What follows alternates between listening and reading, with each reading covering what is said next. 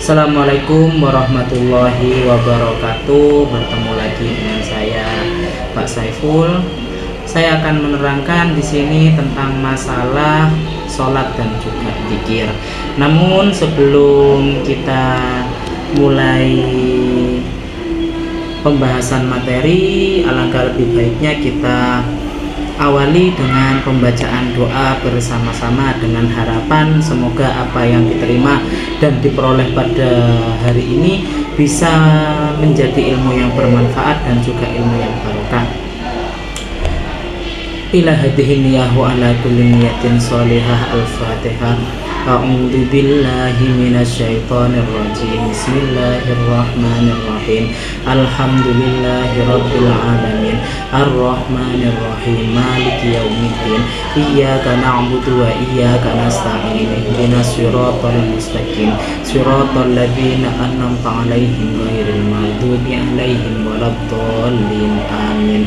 Raditu billahi rabba wa bil islami dina wa bi Muhammadin nabiyya wa rasul. Rabbi zidani ilma warzuqni fahma bi rahmatika ya arhamar rahimin. Rabbi shrah li sadri wa yassir li amri wahlul 'uqdatam min lisani yafqahu qawli. Rabbi zidani ilma warzuqni fahma bi rahmatika ya arhamar rahimin. Rabbi ghfirli wa liwalidayya warhamhuma kama rabbayani shaghira. Rabbana atina fid dunya hasanah wa fil akhirati hasanah wa qina adzabannar. Baik, lanjut ke materi. Kita akan membahas tentang masalah hakikat sholat dan juga zikir.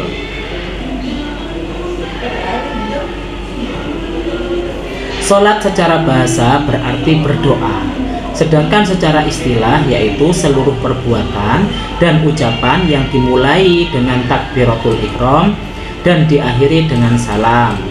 Sholat fardu 5 waktu hukumnya wajib bagi setiap muslim laki-laki ataupun perempuan yang sudah balik. Ketentuan pelaksanaan sholat.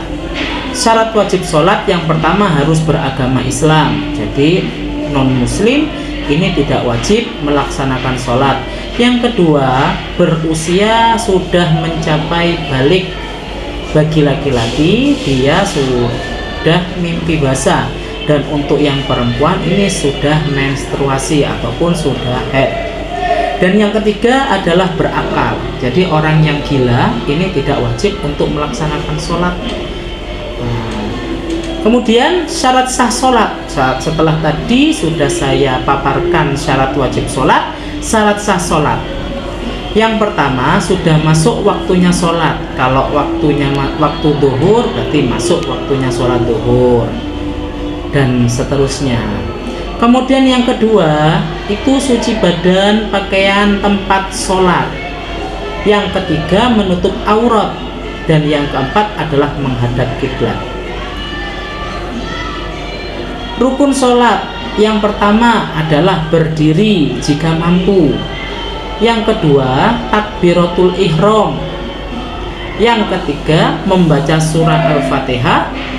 Yang keempat ruku dengan tumakninah. Yang kelima iktidal dengan tumakninah. Yang keenam sujud dengan tumakninah. Yang ketujuh duduk di antara dua sujud dengan tumakninah. Yang kedelapan duduk akhir pada tasyahud akhir, dan yang berikutnya membaca tasyahud akhir. Lalu rukun yang berikutnya membaca sholawat kepada Nabi Muhammad SAW. Dan rukun sholat yang berikutnya adalah membaca salam pertama. Assalamualaikum warahmatullahi wabarakatuh. Assalamualaikum warahmatullahi. Nah, rukun yang terakhir adalah tartib. Tartib itu tidak boleh mengakhirkan sesuatu yang awal dan tidak boleh mengedepankan sesuatu yang akhir. Jadi harus sesuai dengan urutan yang sudah saya paparkan ini. Ketentuan pelaksanaan sholat. Sunnah sholat. Yang pertama mengangkat kedua tangan saat takbiratul ihram. Jadi mengangkat kedua tangan saat takbiratul ihram ruku, bangun dari ruku, atau saat berdiri dari tasyahud akhir. Kemudian yang kedua adalah bersendekap, meletakkan tangan kanan di atas tangan kiri. Kemudian yang ketiga, mengarahkan pandangan ke tempat sujud. Jadi tidak boleh melihat ke depan, tidak boleh melihat ke samping kanan, samping kiri. Arahkan pandangan ini ke tempat sujud. Yang keempat, membaca doa iftitah setelah takbiratul ihram. Yang kelima, membaca ta'awudz sebelum basmalah.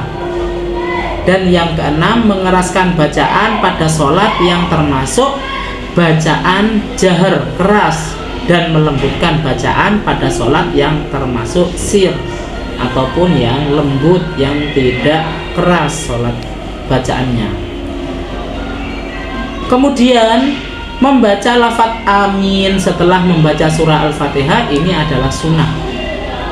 Setelah itu membaca surah setelah membaca bacaan Al-Fatihah pada 2 rakaat pertama.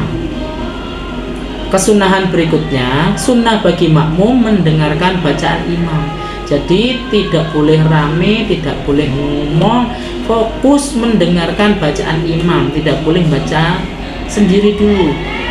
Kemudian membaca takbir ketika turun dan bangkit selain ketika bangkit dari ruku. Ketika bangkit dari rukuk membaca sami Allahu liman hamidah.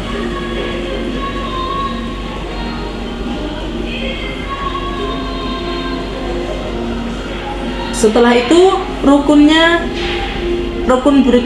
sunnah sholat berikutnya ketika iktidal membaca Rabbana lakal hamdu mil'us samawati wa mil'ul ardi wa mil'u ma syi'ta min syai'in ba'du. Berikutnya meletakkan 2 telapak tangan di atas lutut ketika ruku, membaca tasbih ketika ruku dan sujud, membaca doa ketika duduk di antara 2 sujud, duduk iftirash pada semua duduk dalam sholat kecuali duduk akhir, duduk tawarruk, duduk tasyahud akhir di akhir sholat. Dan yang terakhir adalah membaca salam kedua yang mengarah ke kiri. Kalau yang wajib mengarah ke kanan, tapi yang sunnah adalah yang ke kiri ini. Setelah itu saya akan menerangkan tentang masalah hal-hal yang membatalkan sholat. Yang pertama, hal-hal yang membatalkan sholat: berbicara dengan sengaja, banyak melakukan gerakan di luar sholat, tidak boleh melebihi dari 3 gerakan yang berkelanjutan. Terus berhadas saat melakukan sholat, tidak boleh kentut. Ini tidak boleh ya, pada saat sholat kalian kentut maka batal sholatnya. Menempelnya najis di badan, pakaian, dan tempat sholat. Jadi harus dipastikan badan, kemudian pakaian, dan tempat sholatnya ini tidak ada najis. Terus tidak boleh terbuka aurat. Nah, makanya kenapa harus menggunakan mukena, dan menggunakan mukena ini yang harus panjang, yang harus menutup seluruh anggota kecuali telapak tangan dan wajah saja. Kemudian yang membatalkan sholat adalah mengubah niat, berpaling dari kiblat, makan dan minum ketika sholat, tertawa, dan juga murtad. Tata cara pelaksanaan sholat: berdiri tegak menghadap kiblat, kemudian membaca niat dan takbiratul ihram, Allahu Akbar, Allahu Akbar. Jadi lafaz Allah ketika mengangkat kedua tangan, diletakkanlah ibu jari ini di bawah telinga, posisi yang bagian bawah.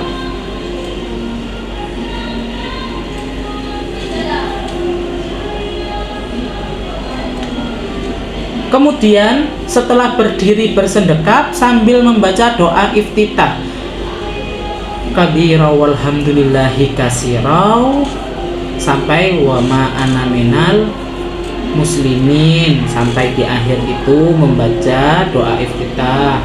Kemudian setelah membaca doa iftitah membaca surah Al-Fatihah sampai waladhdallin amin. Kemudian boleh kalian membaca surat pendek dari Al-Quran. Namun membaca surat pendek tadi sudah dijelaskan bahwasanya itu adalah sunnah. Namun tetap saja kalau kalian ingin memperoleh pahala, maka ikutilah sunnah-sunnah dalam sholat. Ini yang perlu Pak Saiful sampaikan.